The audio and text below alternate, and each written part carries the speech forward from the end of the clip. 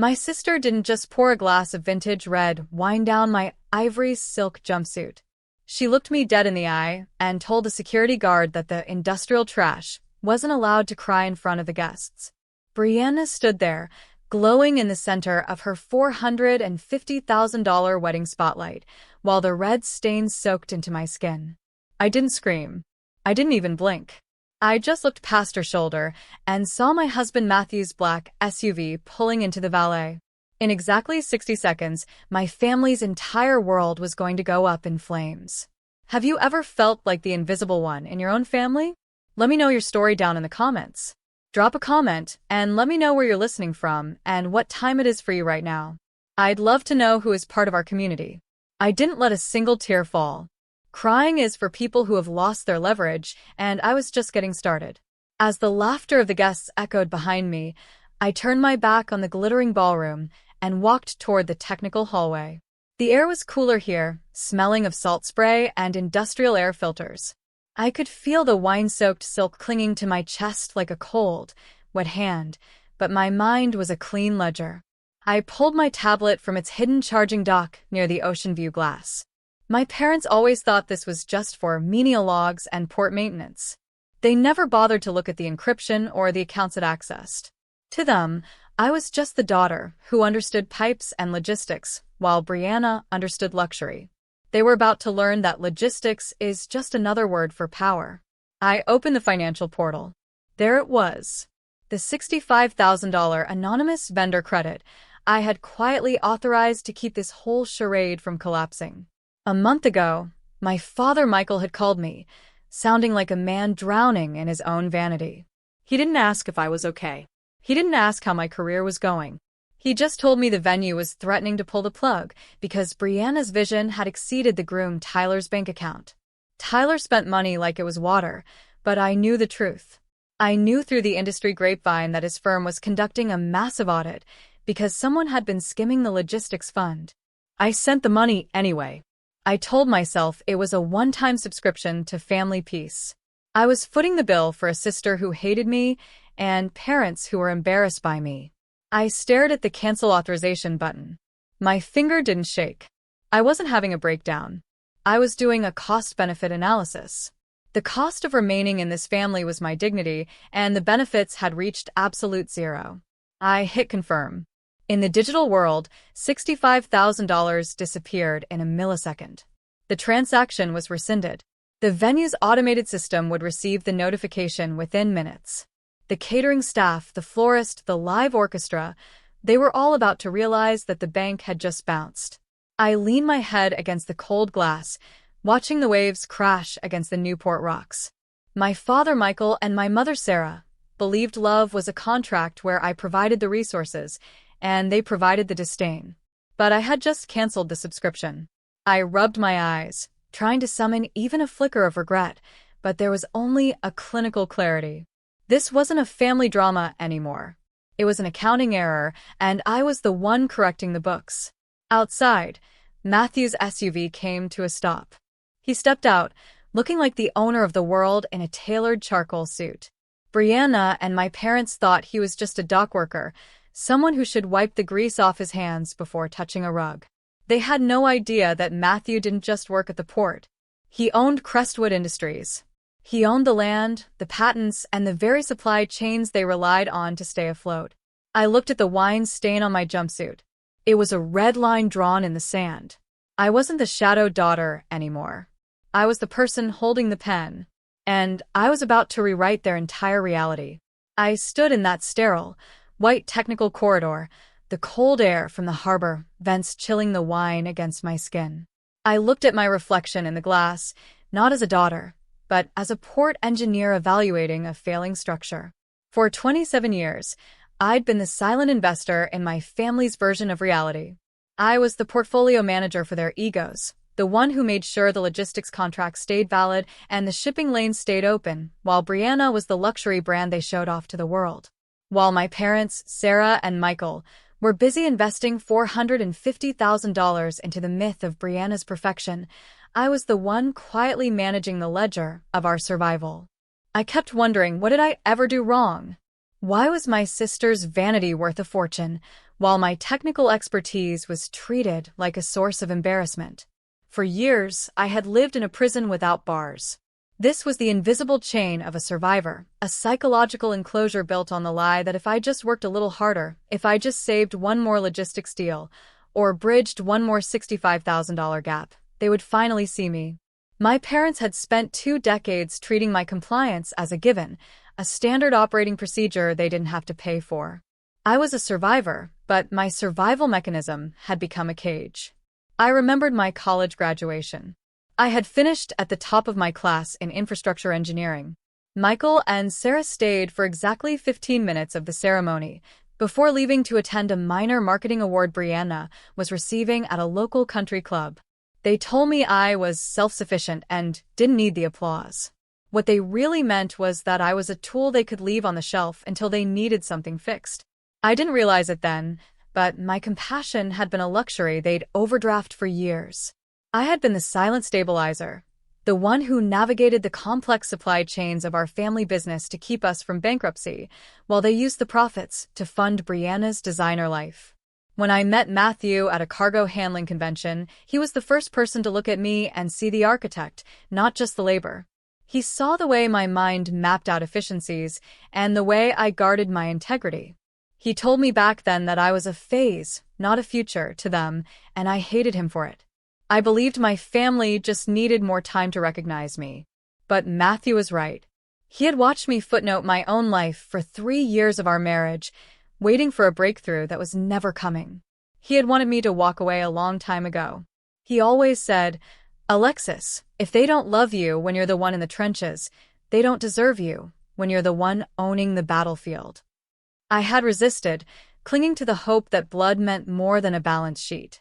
But as I stared at the rescinded transaction on my tablet, I felt the last link of that invisible chain snap.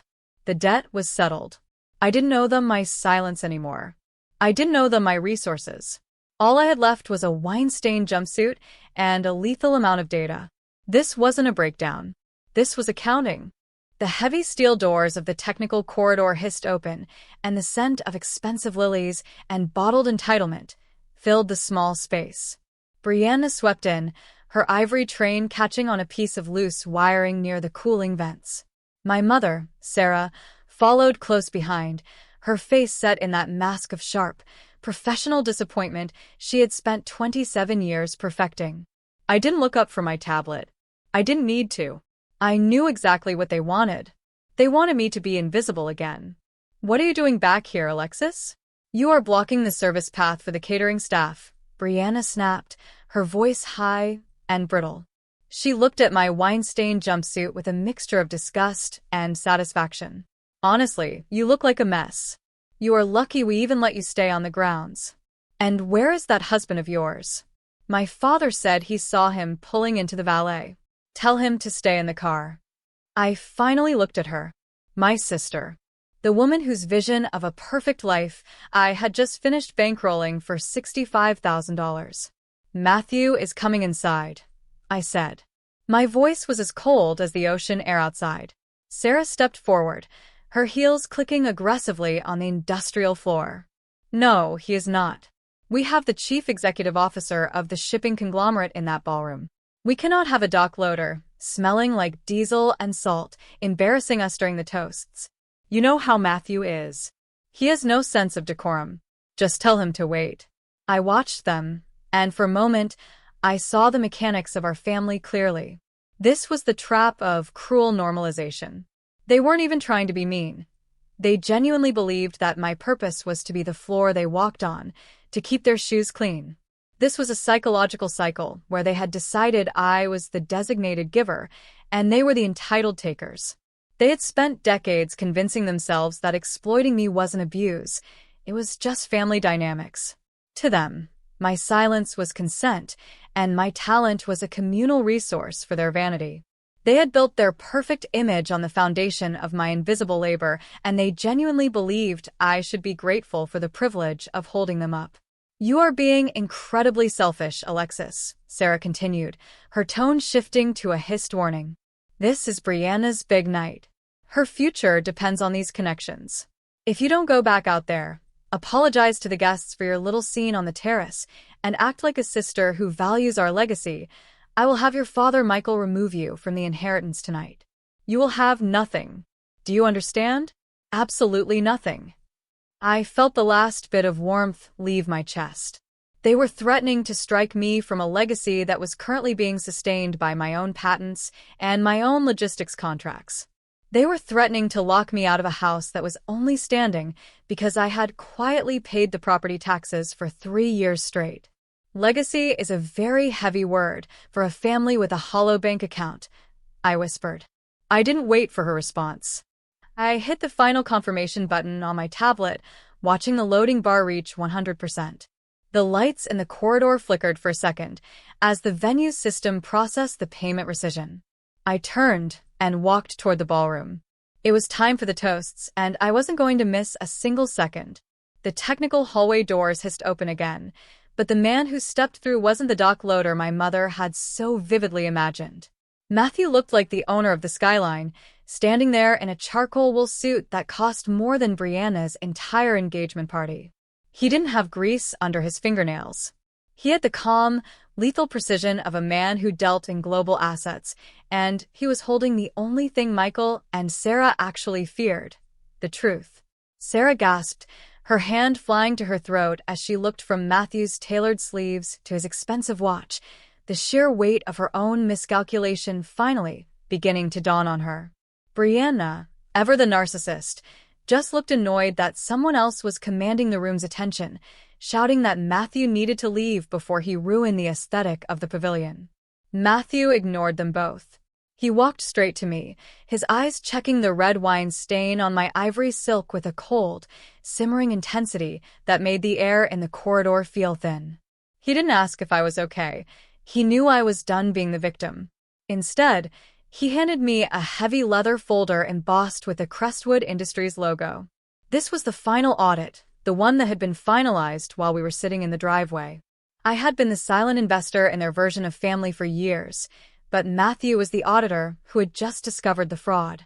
This wasn't a family dispute anymore. It was a criminal investigation. I opened the folder, my eyes scanning the spreadsheets with the clinical detachment of a lead engineer. The numbers didn't lie.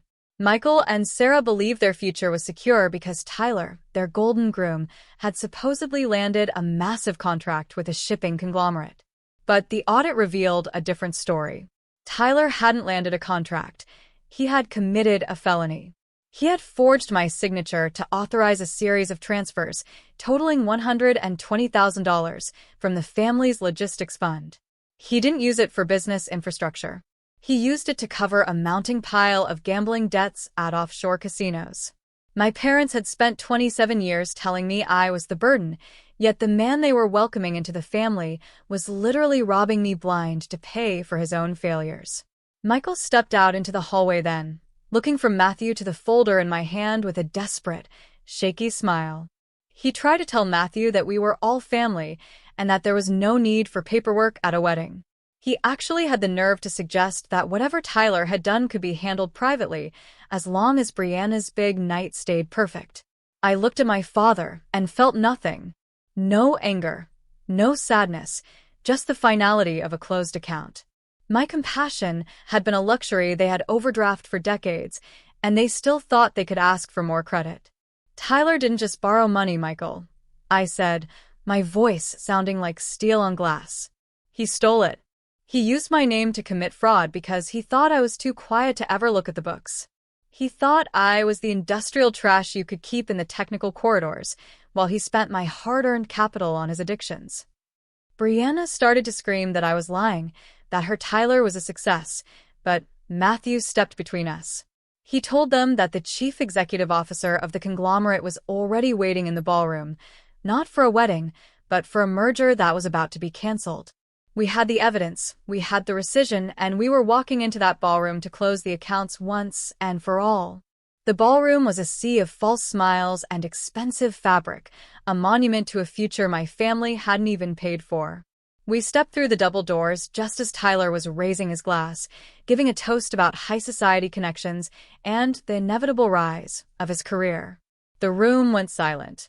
Brianna gasped, her face twisting into a mask of pure venom as she saw my wine-stained jumpsuit. She shrieked that I was a disgrace and told security to drag the industrial trash out of her sight. My mother, Sarah, rushed over, her voice a frantic whisper, begging Matthew to leave before he ruined Tyler's big night. But the atmosphere in the room changed the moment an older man in a navy suit stood up from the head table.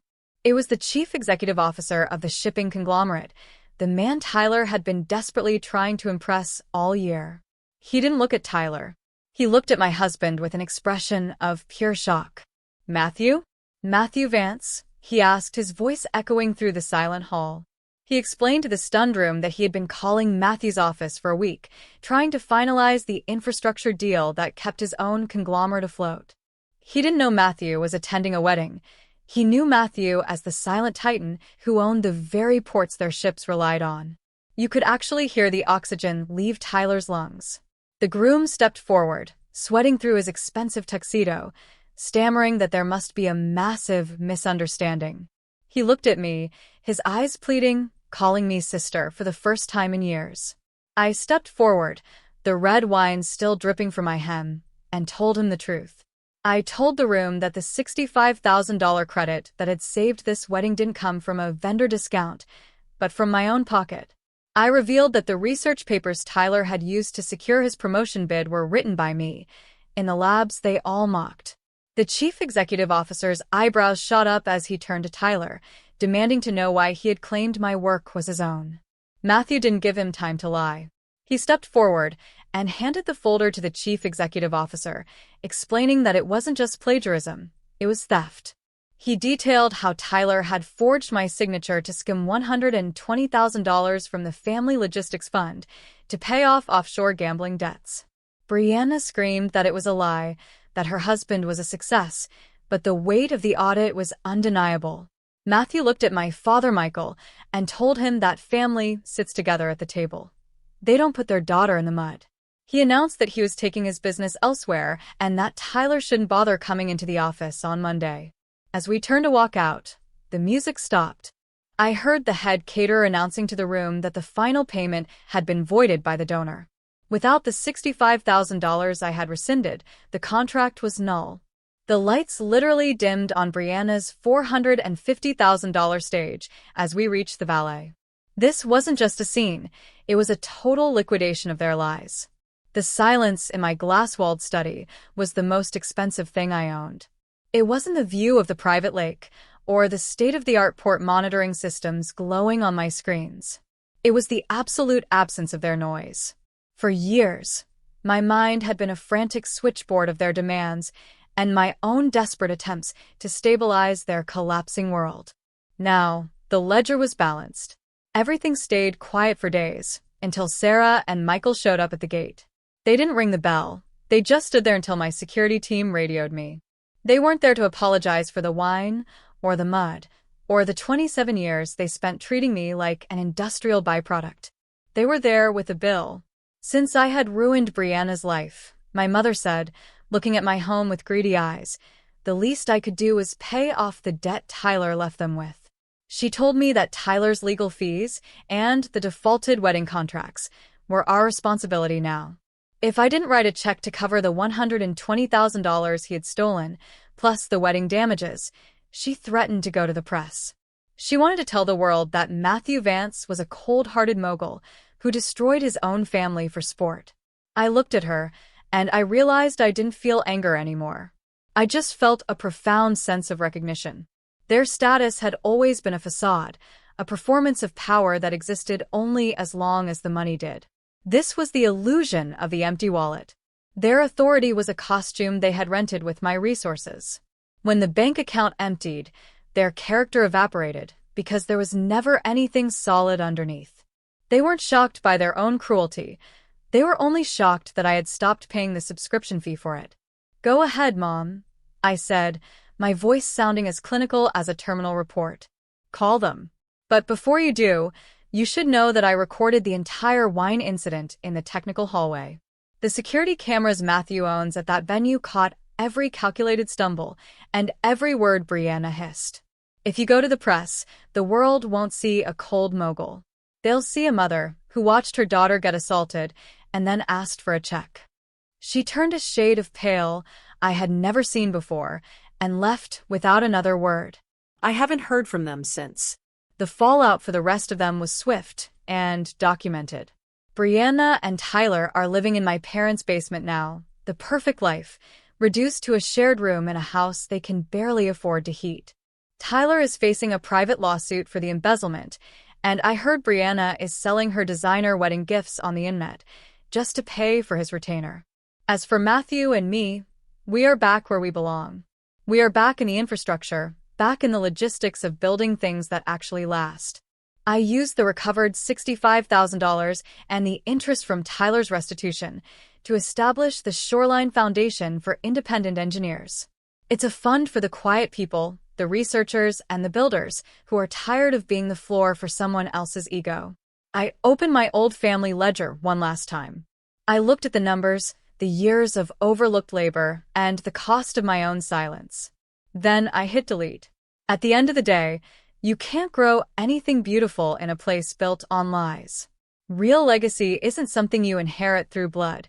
It's something you build through integrity. If this story reminded you that your worth is non-negotiable, hit the like button and share this with someone who needs to hear it. Subscribe for more stories of justice.